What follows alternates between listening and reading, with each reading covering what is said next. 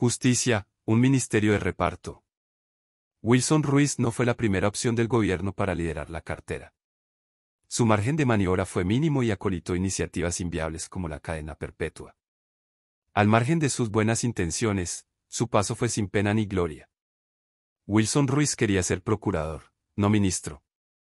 O, por lo menos, eso parecía.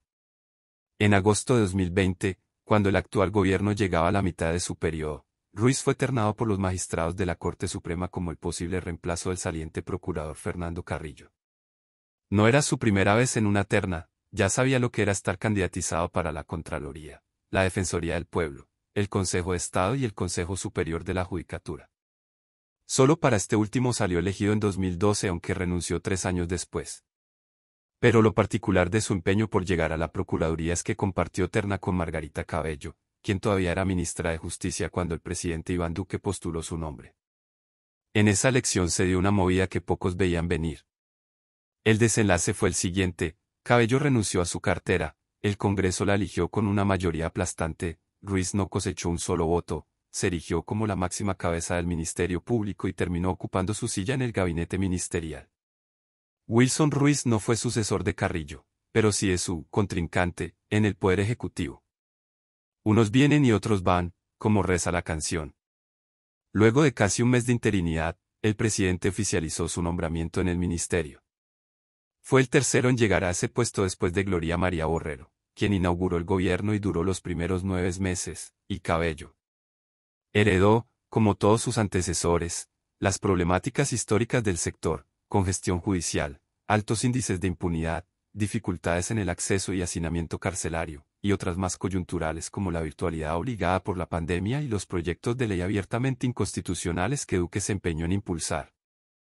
En sus manos estaba la posibilidad de devolver el vigor y protagonismo de otras épocas a una cartera que cada vez es menos relevante en el debate público y que no despierta interés por fuera de los colegios de abogados y las facultades de derecho. Pero la tarea titánica que significa arreglar el sistema judicial, que con el paso de los años se ha convertido en un cúmulo de remiendos insuficientes, resultó siendo demasiado. De su paso por el Ministerio de Justicia, Ruiz puede sacar pecho por algunos avances. La entrega de 50.000 títulos de propiedad a familias de escasos recursos, por ejemplo, es una acción que tiene mucho peso en un país con casi 5 millones de desplazados por el conflicto armado. Otro de sus logros es la celeridad en la aprobación de licencias para el cultivo de cannabis, que por razones burocráticas recae sobre este ministerio. Evacuó más de 1.000 solicitudes que estaban represadas y hoy se expiden un promedio de 1,91 licencias por día. Este es un espaldarazo a la golpeada economía nacional dado que las proyecciones indican que, para 2026, este mercado generará ingresos entre 47 y 59 millones de dólares y más de 24.400 empleos. En otros temas su paso puede ser calificado como gris y discutible. La situación de las cárceles es la prueba reina. El ministro Ruiz redujo la sobrepoblación carcelaria notablemente al pasar del 54,5% en 2020 a 20,1% en la actualidad y creó un nuevo plan de política criminal que dejó una asignación de recursos de 42.895 millones de pesos para el sistema penitenciario. Sin embargo, el desorden que ocurre al interior del Instituto Nacional Penitenciario y Carcelario, INPEC, institución adscrita al Ministerio de Justicia y que ahora es sinónimo de escándalos y no de autoridad, le pasó factura e impide que su gestión en esta materia sea aplaudida. Solo basta fijarse en los últimos meses para concluir que el INPEC es un verdadero dolor de cabeza. El pasado mes de marzo fue destituido su director, general Mariano Botero, después de que una investigación de Noticias Caracol revelara que el empresario Carlos Matus, quien habría sobornado jueces para que lo favorecieran en un pleito judicial, gozaba de beneficios en la cárcel La Picota que le permitían abandonar el centro de reclusión en vehículos oficiales y reunirse con sus abogados y familiares en su oficina en el norte de Bogotá. Solo unas semanas después se confirmó la fuga de Juan Lery San Castro, alias Matamba, un potentado narcotraficante que era requerido por la justicia de Estados Unidos, y quien huyó de La Picota sin disparar un arma, uniformado como dragoneante y aparentemente con la ayuda de algunos guardias del INPEC. Castro sería abatido a finales de mayo en una operación conjunta de la policía y la DEA. Otra papa caliente empezó a cocinarse en las semanas posteriores y otra vez en La Picota. Más precisamente en su pabellón de extraditables. Una investigación de cambio, publicada un mes más tarde, contó como un domingo cualquiera, destinado a las visitas de familia y allegados, se volvió la excusa perfecta para que algunos presos organizaran una mega rumba, en la que hubo licor, droga y la presentación de una renombrada cantante de vallenato.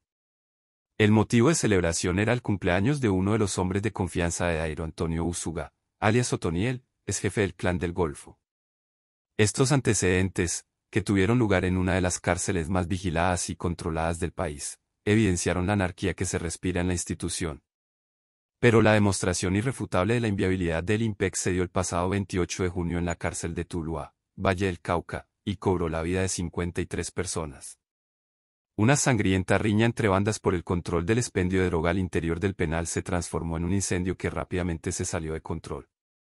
La reacción de los guardias que acudieron a frenar las llamas no fue suficiente porque ya decenas de reclusos habían fallecido asfixiados. Así lo corroboró el ministro Ruiz ese mismo día cuando se pronunció sobre la tragedia. La gran mayoría de fallecidos y lesionados fueron como consecuencia de la inhalación de humo a raíz de la conflagración. Sería injusto afirmar que el IMPEC desmejoró a raíz de la llegada de Ruiz.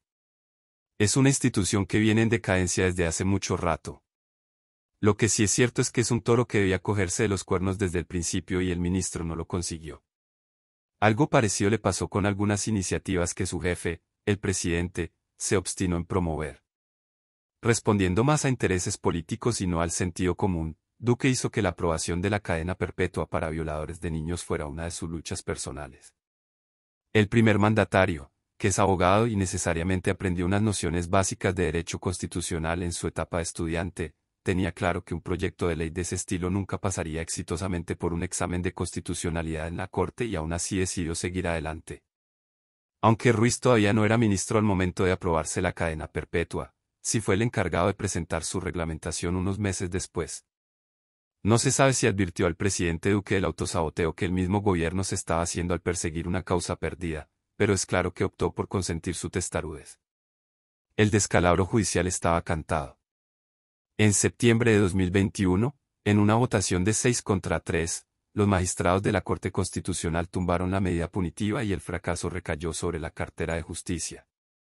El decreto 333 de 2021 proferido por Ruiz en su condición de ministro también es objeto de cuestionamientos debido a que introdujo un cambio respecto de las tutelas que se interponen en contra del presidente. Escudándose en su deseo por desconcentrar el sistema judicial, el decreto dispuso que solo el Consejo de Estado puede conocer los amparos dirigidos al primer mandatario. Muchos lo recibieron como si el propio presidente estuviera eligiendo su juez. Anteriormente eran los juzgados regionales los que recibían estas acciones, pero, luego de una serie de fallos adversos en temas como la protesta social y la erradicación de cultivos ilícitos, el gobierno sacó este as bajo la manga.